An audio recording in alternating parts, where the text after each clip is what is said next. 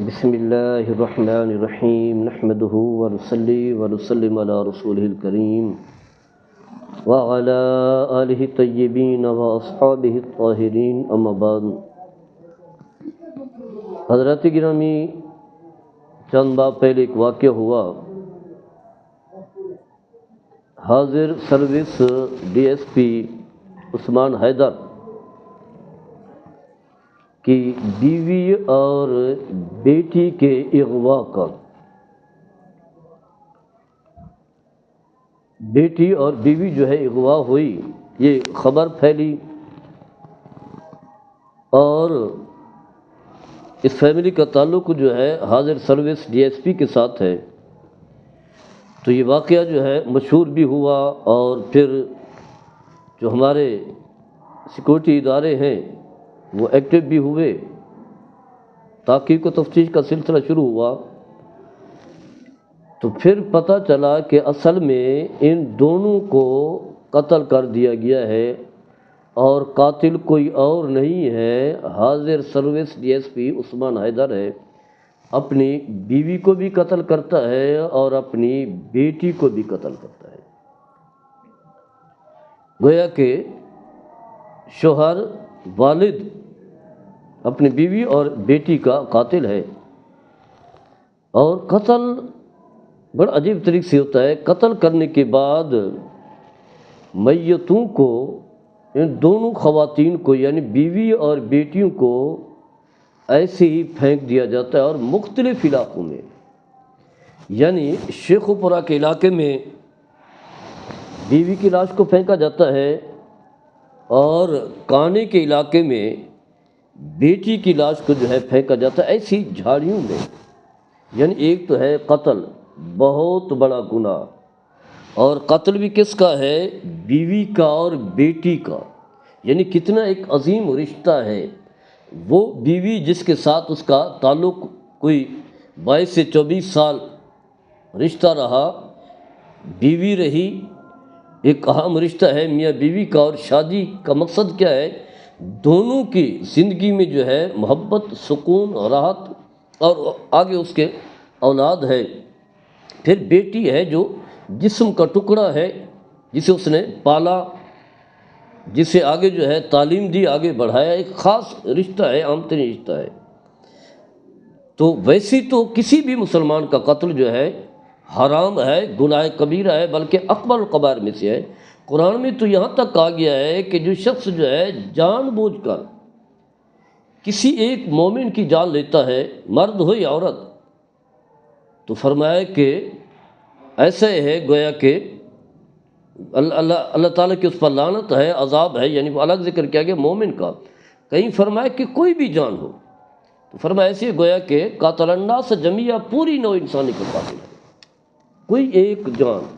غریب کی ہو، امیر کی ہو، رشتہ دار ہو، غیر رشتہ دار ہو، مسلم ہو یا غیر مسلم ہو، کوئی بھی ہو، کسی ایک کی ناحق طریقے سے جان لینا پوری نوع انسانی کا جو ہے وہ قتل ہے۔ اور پھر مومن کی فرمایا من قتل مومنا متعمدا فجزاؤ جہنم خالدا فیہا وغضب اللہ علیہ ولعنہ وأعد لہ عذابا مہینا، یعنی جو جان بوجھ کر کسی ایک مومن کی جان لیتا ہے، یہ خواتین مومنہ تھی، مسلمان تھی، خاتون ہو یا اس کی بیٹی ہو، مومن تھی، مومنہ تھی، خواتین مسلمان تھیں، تو فرمایا اس کی جزا جو ہے، سزا جو ہے وہ دوزخ ہے، دوزخ میں ہمیشہ جلے گا، اللہ کا اس پر غضب ہے، لعنت ہے، اللہ نے اس کے لیے توہین ہمیں عذاب جو ہے تیار کر رکھا ہے۔ یعنی اتنی جو ہے بہت ساری جو ہے سزائیں ہیں، وعیدیں ہیں جو اللہ تعالیٰ نے پہلے سے جو ہے بیان کر دی ہے۔ اور پھر دنیاوی سزا الگ ہے، قتل کے بدلے میں قتل ہے۔ تو دو جانیں جو ہیں اس نے لی ہیں، ایک تو ہے جان لی ہے، پھر جو ہے جب کوئی مسلمان فوت ہو، چاہے وہ مقتول بھی ہو، قاتل اسے قتل بھی کر دے، تب بھی جو ہے شرعی حکم یہ ہے باقاعدگی سے اسے غسل دیا جائے، غسل دینے کے بعد اسے کفن پہنایا جائے، کفن پہنانے کے بعد اس کی نماز جنازہ مسلمان پڑھیں، باقاعدگی سے نماز جنازہ پڑھی جائے، اس کے بعد جو ہے قبر تیار کی جائے، اور قبر کے اندر اچھے انداز سے جو ہے اسے دفنایا جائے، قبر کے سپرد کیا جائے۔ یعنی یہ مراحل ہیں مسلمان کے لیے جو اس کی عزت و وقار کے لیے ہیں، چاہے وہ گناہ گار ہی کیوں نہ ہو، مسلمان ہونا چاہیے، بس نیک ہو یا گناہ گار ہو، نماز روزے کا پابند ہے یا نماز روزے کا پابند نہ ہو، مسلمان ہو، کلمہ گو ہو، چاہے گناہ کرتے ہوئے اس کی موت واقع ہو، تب بھی جو ہے اس کے لیے وہی اعزاز ہے، اسے غسل دیں، صحیح طریقے سے غسل دیں، اسے کفن پہنائیں، کفن پہنانے کے بعد باقاعدگی سے اس کی نماز جنازہ میں مسلمان شریک ہوں، اور جو شریک ہوں گے ان کے لیے بھی ثواب ہے، پھر اسے جو ہے کندھے پر اٹھا کر قبر کے سپرد کرے، اسے جو ہے دفنایا جائے، یہ اس کا اعزاز ہے۔ لیکن اس بدبخت نے کیا کام کیا کہ اسے دفنانا، یعنی غسل دینا تو ایک طرف رہا، کفن دینا ایک طرف رہا، جنازہ پڑھنا ایک طرف رہا، دفنانا بھی اس نے جو ہے وہ گوارا نہیں کیا کہ مسلمانوں کے قبرستان میں جو ہے اسے دفنایا جائے، اس نے یہ بھی نہیں کیا۔ یعنی اتنا جو ہے ظالم آدمی، اتنا ظلم، یعنی اس طرح تو کافروں کے ساتھ بھی رویہ نہیں ہوتا۔ کافروں کے بارے میں بھی یہی ہے کہ اس کی میتوں کی جو ہے وہ توہین نہ کی جائے۔ نبی کریم صلی اللہ تعالیٰ علیہ وسلم نے فرمایا، آپ نے تو فرمایا کہ کسی میت کو تکلیف دینا جو ہے مرنے والے کو، فرمایا ایسے جیسے کہ زندہ کو جو ہے تکلیف دینا۔ آپ نے قبر کے اوپر بیٹھنے سے بھی منع کیا، حالانکہ مرنے والا جو ہے وہ تو بہت زیادہ نیچے جو ہے وہ دفن ہے، لیکن اس کے اوپر جو قبر ہے اس کے اوپر بھی نبی کریم صلی اللہ علیہ وسلم نے سختی سے منع کیا، فرمایا کہ جو شخص جو ہے کسی قبر کے اوپر بیٹھتا ہے تو فرمایا ایسے ہے گویا کہ انگارے پر جو ہے وہ بیٹھنا ہے، یعنی سخت وعید ہے۔ کسی میت کے جسم کے اعضاء کو جو ہے اس کی ہڈیوں کو توڑنا، اعضاء کو نقصان پہنچانا، ایسے جیسے زندہ کو جو ہے تکلیف پہنچانا ہے۔ تو اس نے کیا کیا،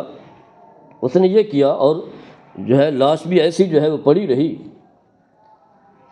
جھاڑیوں میں جو ہے وہ پڑی ہوئی لاش تھی، مسخ ہو چکی تھی اور ڈھانچہ بڑھ چکی تھی، یعنی کم از کم جو ہے 15 سے 20 دن جو ہے وہ لاش ایسی پڑی رہی۔ ستمبر کو اس نے جو ہے مارا اور پھینکا،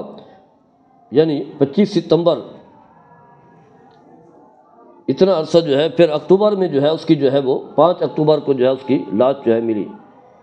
یعنی یوں سمجھ لے کہ کوئی 10-12 دینے سے کم و بیش جو ہے وہ بن جاتے ہیں۔ وہاں اسے جو ہے وہ شیخ پورہ کے اندر اس میت کو جو ہے وہ چھوڑا، اور دوسری جو ہے وہ کانے میں، وہاں بھی وہ بھی لاوارث جو ہے وہ لاش تھی، جس کی وجہ سے اس کی حالت جو ہے بہت ہی خراب بھی ہو چکی تھی۔ پھر جب پتہ نہ چلا کہ اس کا قاتل کون ہے، وارث کون ہے، رشتہ دار کون ہے، کس کی میت ہے، تو پھر عام طور پر جو ہے امانتاً جو ہے میتوں کو جو ہے دفنا دیا جاتا ہے۔ تو لوگوں نے جو ہے دفنا دیا۔ بعد میں جو خیر جب تحقیق کا سلسلہ شروع ہوا، شواہد ملے، بہت سارے شواہد، خیر پولیس جو ہے جب شوق سے کام کرے تو شواہد مل جاتے ہیں، اور قاتل چاہے جتنا ہی طاقتور کیوں نہ ہو، قاتل کا پتہ جو ہے وہ ضرور چل جاتا ہے۔ یہ اور بات ہے کہ آگے جو ادارے ہیں جن کی ذمہ داری ہے سزا دینا، وہ پتہ نہیں سزائیں دیتی بھی ہیں یا نہیں دیتی، یہ الگ معاملہ ہے، کیونکہ ہمارے ہاں عدالتوں کا سلسلہ وہی ہے جو پہلے اسلام کے آنے سے پہلے جو طریقہ تھا کہ جب کوئی طاقتور آدمی جو ہے کوئی جرم کرتا، بڑا جرم ہی کیوں نہ ہوتا، تو اسے جو ہے معاف کر دیا جاتا، اسے کچھ بھی نہیں کہا جاتا تھا۔ غریب آدمی اگر جرم کرتا تو اسی لیے سزائیں تھیں۔ تو رسول اللہ صلی اللہ تعالیٰ علیہ وسلم نے یہی فرمایا کہ پہلے قومیں جو تباہ ہوئیں، اللہ کی طرف سے عذاب ہوا، ہلاک ہوئیں، تباہ ہوئیں، اس کی وجہ یہی تھی کہ طاقتور کے لیے کوئی قانون نہیں ہے، وہ اسی طرح جو ہے پھر رہا ہے۔ غریب آدمی کے لیے جو ہے قوانین ہوتی تھی، اس کے لیے سزائیں ہوتی تھی۔ تو ہم موجودہ دور میں بھی یہی دیکھتے ہیں، خاص کر کے اسلام کے نام پر بڑھنے والا یہ جو ملک ہے، اس میں بھی عدالتی نظام وہی ہے۔ جو بڑا آدمی ہے بڑا جرم کرے، ایک نہیں، ایک قتل نہیں، کئی قتل کرے، اور ہر ایک کو پتہ بھی یہ قاتل ہے، پورے شواہد موجود ہوں، پورے حقائق موجود ہوں، لیکن عدالتیں جو ہیں وہ پہلے سے ضمانت دے دیتی ہیں، یعنی کیس ابھی نہیں پہنچتا اس سے پہلے ضمانت دے دیتی ہے، اور جو ہے اگر کئی سزا مل بھی جائے تو 6 ماہ 1 سال، وہ بھی اس سے تھوڑے سے عرصے میں پھر کہا جاتا ہے باعزت بری ہو گیا ہے، ناقابل جو ہے وہ شواہد نہ ملنے کی صورت میں، یعنی شواہد ملے بھی ہیں لیکن وہ کہہ دیں گے کہ شواہد موجود ہی نہیں ہیں۔ تو یہ عدالتوں کا جو ہے المیہ وہی جو کافرانہ نظام ہے، پاکستان میں بھی وہی کافرانہ نظام چل رہا ہے۔ خیر بتانا یہ ہے کہ اس نے ایک بہت بڑا جرم کیا، بیوی کو جو ہے قتل کیا، بیٹی کو جو جسم کا ٹکڑا ہے اسے جو ہے مارا، قتل کیا، پھر انہیں ایسی جو ہے وہ پھینک دیا، ایسی پھینک دیا، جھاڑیوں میں پھینک دیا، اور میتوں کی کوئی عزت اور کوئی وقت بھی نہ رہی۔ ہم کیسے لوگ ہیں، ہم کیسے مسلمان ہیں، کتنا بڑا المیہ ہے۔ اور واضح ہے قاتل کے رشتہ دار بھی ہوں گے جو اس کی حمایت کر رہے ہوں گے، اس کے دوست بھی ہوں گے جو ابھی بھی اس کے ساتھ جو ہے جڑے ہوئے ہوں گے، اور اسے جو ہے وہ کہیں گے کہ اس کا کوئی جرم نہیں ہے۔ جرم جو ہے وہی بیچاری عورتوں کا جو ہے، عورتوں کا جرم ہو بھی سکتا ہے، ٹھیک ہے، گناہ ہو بھی سکتا ہے، لیکن یہ اتنی کہ آپ کسی کو جو ہے وہ قتل کر دیں، اور قتل کرنے کے بعد اسی طرح لاشوں کی توہین کریں۔ تو اب مرحلہ ہے عدالتوں کا، اور پھر باقی جو ادارے ہیں یعنی پولیس ہے، وہ کیا کرتے ہیں؟ اب ان کے اوپر جو ہے وہ ذمہ داری عائد ہوتی ہے۔ اگر تو اپنی ذمہ داری کو پوری کریں گے، عدالتیں جو ہے اسی طرح اسے سزا دیں گی، یعنی وہی قتل کے بدلے میں قتل، ان نفس بالنفس سے۔ تو اگر ڈی ایس پی کو جو ہے، چاہے وہ ڈی ایس پی ہی کیوں ہے، چاہے اس سے بھی بڑا ہی کیوں نہ ہو، اگر اسے سزا دیں گی تو پھر اللہ تعالیٰ کی رحمتیں بھی نازل ہوں گی، اور لوگوں کا ان اداروں پر اعتماد بھی بڑھے گا۔ اگر ایسا نہیں کریں گے تو اعتماد تو پہلے بھی نہیں ہے، اب بھی نہیں ہوگا۔ اللہ تعالیٰ ان خواتین کی مغفرت فرمائے، ان کے درجات بلند کرے، اور ان کے ورثاء کو اللہ تعالیٰ صبر جمیل عطا فرمائے۔ وما علیہ الا البلاغ المبین۔